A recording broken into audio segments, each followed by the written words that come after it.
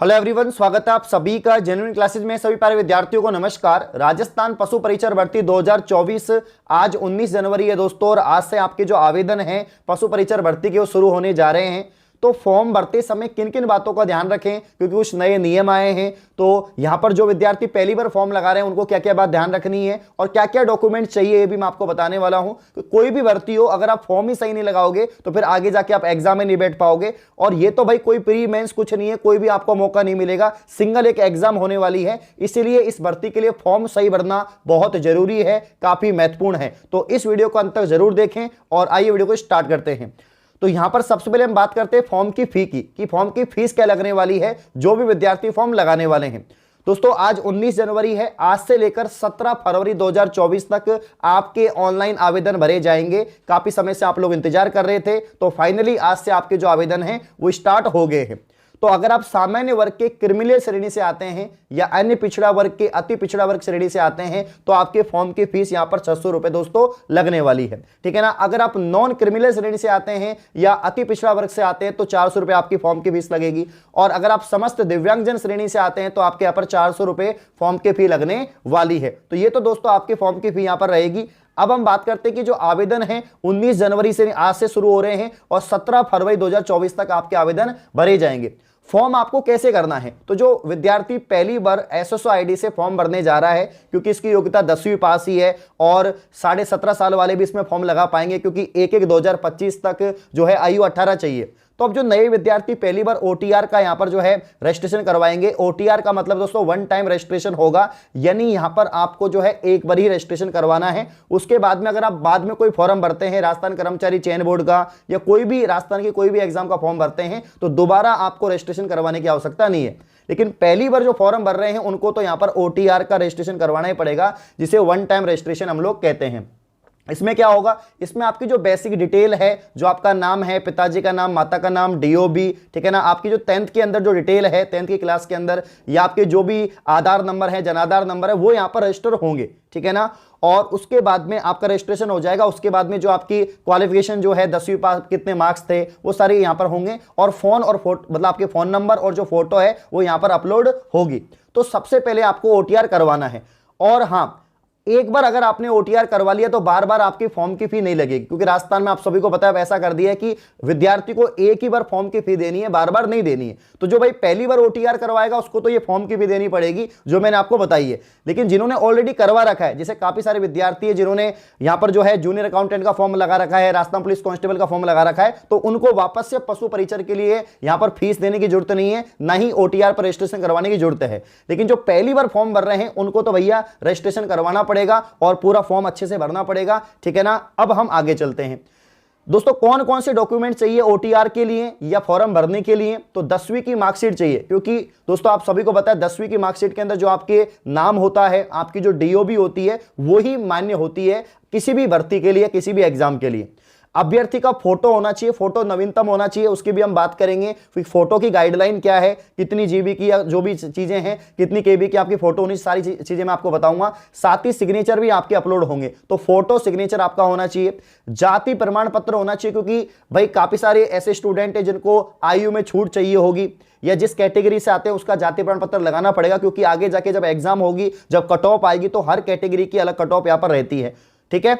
Mobile number आपको जो है देने पड़ेंगे, जो चालू मोबाइल नंबर है आपके, और ईमेल आईडी, और इसके अलावा अन्य जरूरी दस्तावेज भी आपके लगे से, और भी हो सकता है कि आपके जो डॉक्यूमेंट्स हैं वो भी इसमें लगे। वैसे इसमें 10th की मार्कशीट लगे, क्योंकि 10th लेवल की ये भर्ती है, तो 10वीं की मार्कशीट इसमें मेन हो जाती है। इसके अलावा फोटो सिग्नेचर, जाति प्रमाण पत्र, मोबाइल नंबर, ईमेल आईडी, ये तो आपको चाहिए ही चाहिए, ठीक है। अब दोस्तों फोटोग्राफ के लिए जो आपकी नवीनतम फोटो होगी, जो फोटो स्कैन होगी, इसके लिए किन बातों को ध्यान में रखें। तो यहां पर नवीनतम फोटो होनी चाहिए और 6 माह पूर्व की नहीं होनी चाहिए, मतलब 6 माह से पूर्व, यानी 1 साल पुराना, 2 साल पुराना ऐसा नहीं होना चाहिए, ज्यादा 6 माह पुराना हो, इससे पहले का नहीं हो। फोटो में काला या धूप का चश्मा नहीं होना चाहिए। काफी सारे विद्यार्थी क्या करते हैं, चश्मा सहित फोटो खींच लेते हैं, उसी को स्कैन कर देते हैं।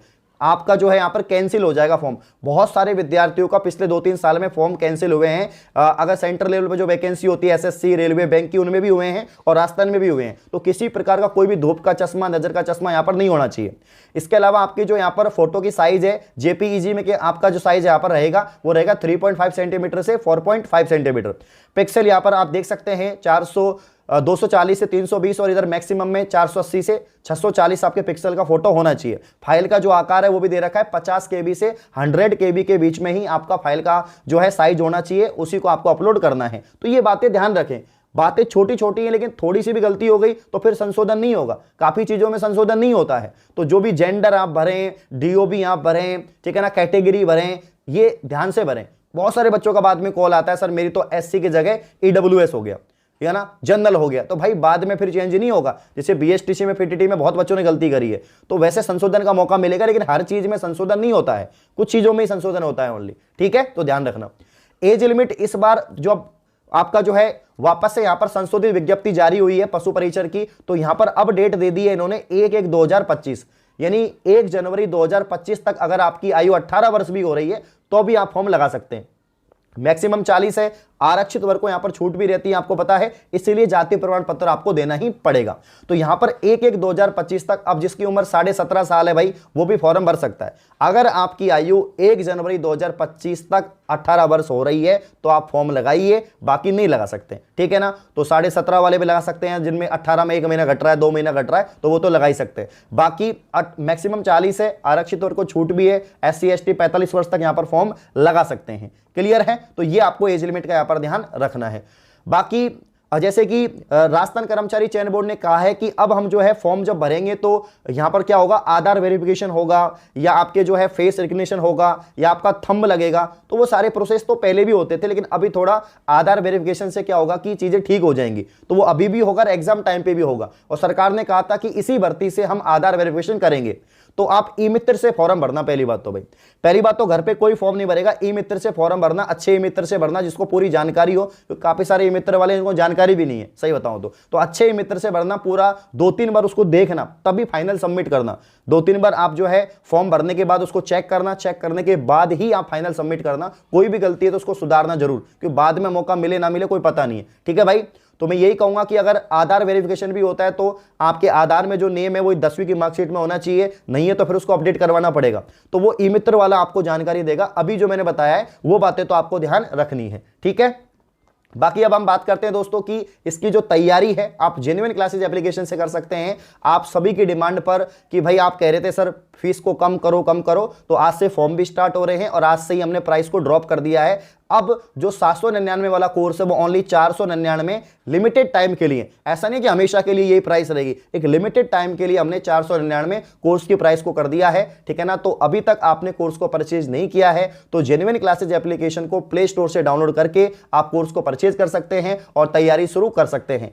इस कोर्स के अंदर दोस्तों आपको यहां पर जो है बहुत सारे वीडियो लेक्चर्स मिलेंगे, सभी सब्जेक्ट के कंप्लीट यहां पर कोर्स है, वीडियो लेक्चर आपको मिलेंगे, इसमें लाइव भी लेक्चर मिलेंगे आपको और रिकॉर्डेड भी मिलेंगे, ठीक है ना। साथ में दोस्तों आपको यहां पर जो है पैनल PDF मिलेगी, साथ में आपको टेस्ट सीरीज और नोट्स भी मिलेंगे, ठीक है ना। ये सारी चीजें आपको मिलने वाली है और 1 साल की वैधता रहेगी, यानी ये कोर्स आपके सामने आपके पास में आपके फोन में 1 साल रहने वाला है। और इसके अलावा राजस्थान की टॉप फैकल्टी आपको दोस्तों इसमें पढ़ा रही है। तो उम्मीद है ये राजस्थान का सबसे जो है अफोर्डेबल कोर्स है, आप इसको परचेज करेंगे। ओनली 499 का दोस्तों ये कोर्स है, लिंक डिस्क्रिप्शन में है, जाइए कोर्स को परचेज करिए, तैयारी शुरू करिए, क्योंकि इसकी जो एग्जाम है वो अप्रैल से जून के महीने में संभावित बताई जा रही है। तो आप अप्रैल को टारगेट मान के तैयारी करते तो 3 महीने ही है, तो 3 से 4 महीने एग्जाम के हैं, अभी भी समय है। कोर्स को परचेज करके तैयारी शुरू कर दीजिए। ज्यादा बड़ा सिलेबस नहीं है, पैटर्न बहुत आसान है, सिलेबस आसान है, बस मेहनत आपको करनी पड़ेगी, क्योंकि इसमें कंपटीशन ज्यादा होगा। 15 से 20 लाख फॉर्म इसके अंदर जाने वाले हैं। तो आज ही फॉर्म भरो और टाइम से फॉर्म भर देना भाई। काफी बच्चे क्या करते हैं, लास्ट डेट का इंतजार करते हैं और फिर फॉर्म भरा नहीं जाता है, फिर सोचते हैं कि यार डेट एक्सटेंड होनी चाहिए। आपको बताइए कि वेबसाइट का सर्वर कैसा होता है राजस्थान वालों का, तो टाइम से फॉर्म भर देना, बाद में सर्वर डाउन हो तो दिक्कत होगी, ठीक है। तो ऑल दी बेस्ट, शुक्रिया, धन्यवाद।